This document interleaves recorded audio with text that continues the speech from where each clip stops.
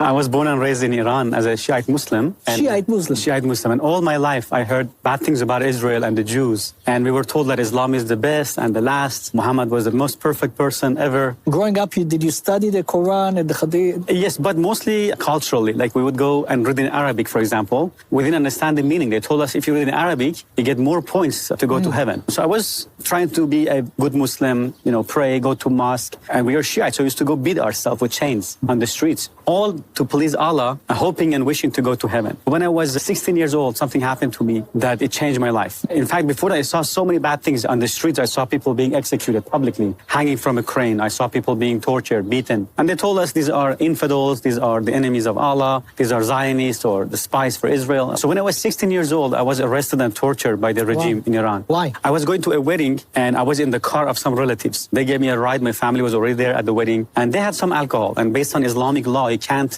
even have or possess or make or buy or sell or drink alcohol. And they had some, and my only crime was I was in the car. And there's an Islamic checkpoint. They pulled the car over and they began to smell the alcohol. They asked us to come out. They put us in a bus. And the bus got filled so fast because they arrested so many people for different reasons. And they took us to a confinement, to a jail, and then they took all our clothes off, bare naked. And they started pouring cold water on us and whipping us with this big, thick electric cable. Then they threw us into a room, a small room, and we were choking, no food. And all that because you were sitting in a car? Sitting in the car. That somebody had alcohol in it. Exactly. And I was 16. I didn't drink alcohol. I didn't do anything wrong. And I saw the cruelty of these people. I began to say, what kind of religion is this? What kind of justice is this? And my mother said, no, Islam is good. These people make it look bad. I said, okay. Then I began to do my own research. I began to read the Quran, the Hadith, and I saw, wow, so much evil in the Quran. Muhammad killed people. I saw Muhammad beheaded people, cut people's hand off. It says not to be friends with Jews and Christians, Surah 551. In Surah 929, Muhammad said, kill those who don't believe in Allah, His messenger, and in the religion of truth, which is supposedly Islam. Kill them unless they pay jizya, blood money. In Surah 928, he cursed the Jews and Christians. In Surah Muhammad, verse 4, it says, behead the infidels wherever you find them. So when I saw these things, I saw, wow, this could not be from God. So I lost my faith in Islam completely. So when I was 19 years old, for first time, I heard about Jesus, that Jesus is the Lord, and He died for me, and He rose from the dead. And I said, no, that's too good to be true.